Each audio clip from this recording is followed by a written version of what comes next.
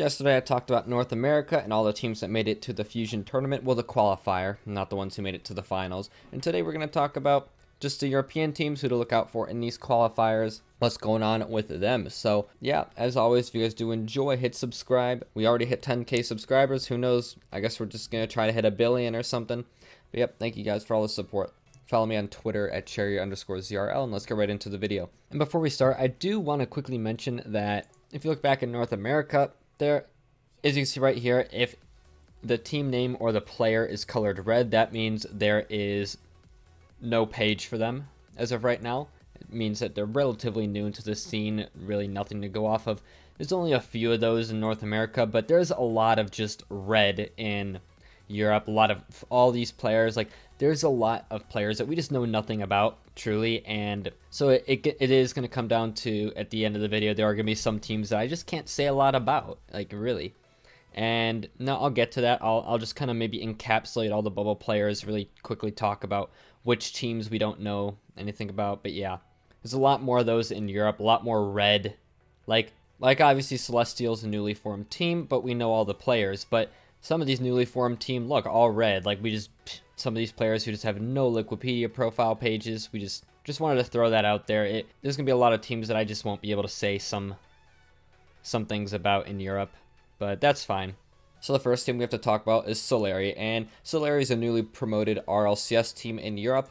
As you see right here, they qualified for RLCS back in the promotion tournament, and one player that I need to talk about is Shisu. He played amazing, lights out in that promotion tournament, just carried his team, put his team in his little backpack, and yeah, just an absolute carry, at least during the promotion tournament. So he was a pretty insane player, so I'm excited to see this team play because he was so much fun to watch. Then we have Sandrock Gaming, and if you follow the esports scene, you know Sandrock Gaming. Khaled, Ahmad, Senzo. Khaled and Ahmad, insane mechanics. Just an insanely good ones player. Khaled and Ahmad, two of the best ones players in the world right now. Not the best. I think Jory is probably the best. Either him or, I don't know, it's a toss-up, but they're very good, okay? Insanely good.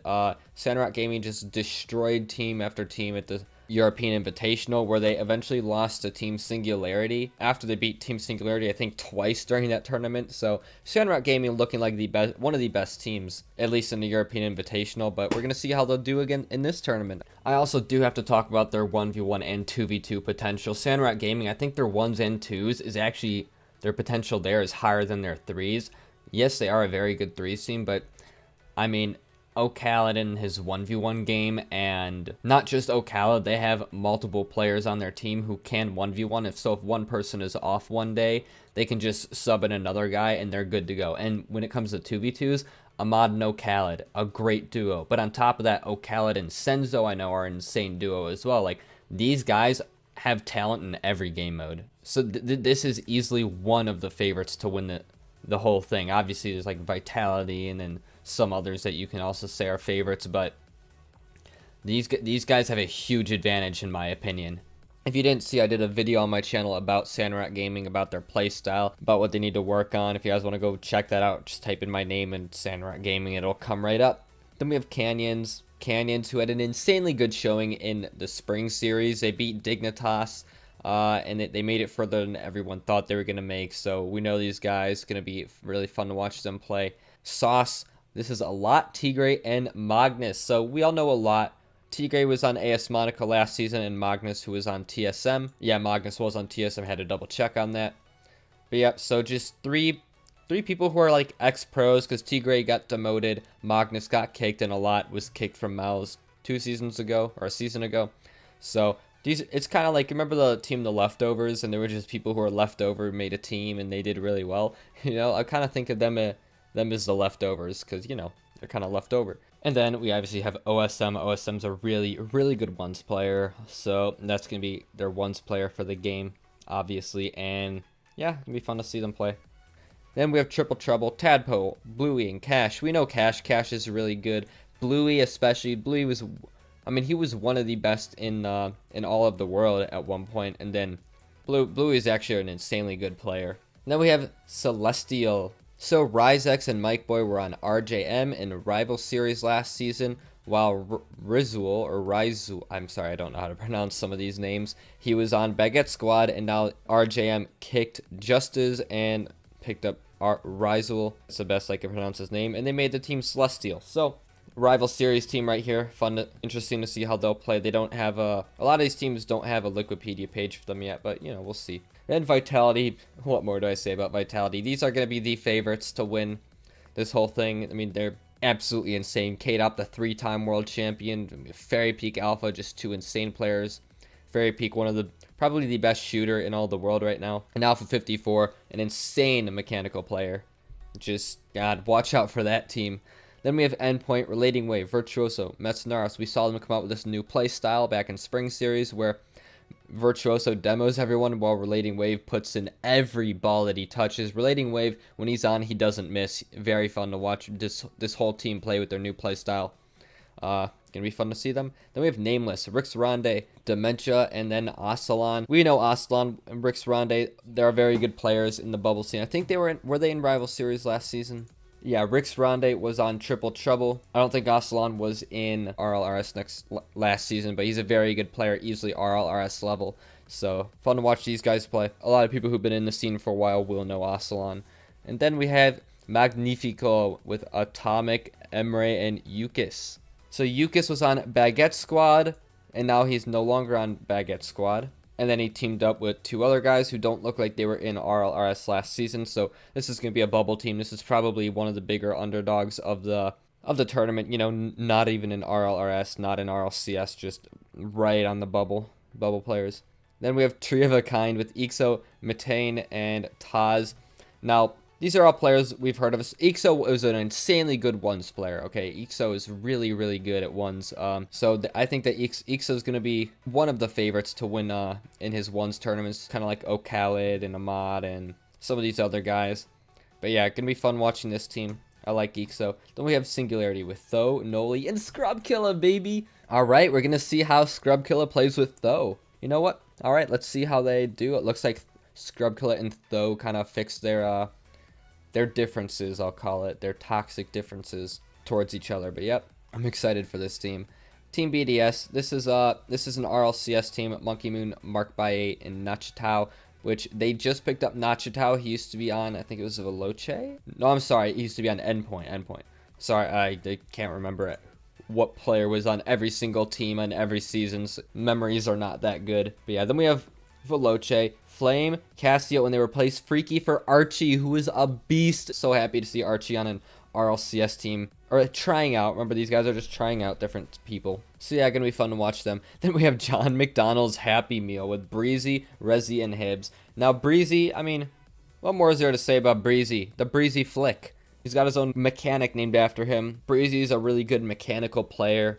So yeah, I'm actually excited to watch these guys, and they have probably my favorite name out of any team, John McDonald's Happy Meal. With, if you don't know, Johnnyboi this is his name, John McDonald. So yeah, that's gonna be a good one. In FC Barcelona, Roniki, Devo, and Sieb, they replaced Flakes, or I'm pretty sure it was Flakes wanted to leave. I think that's what came out. Flakes didn't like the play style of the team, so they picked up Sieb, who, I don't know, he was not in Rival Series. Maybe he was he the sub?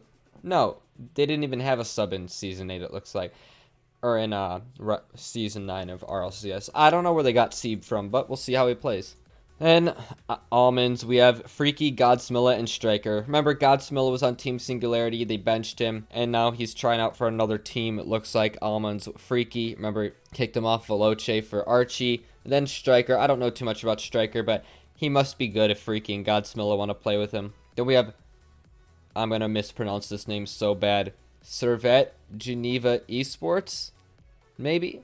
With Zafar, Mirror, and Justice. Justice, remember, he was on RJM back in Rival Series, and Zafar and Mirror were on Servette Geneva Esports. So they kicked Yagi. I don't know what happened. I'm just going to say they got rid of Yagi, and then they brought in Justice. So, Rival Series team.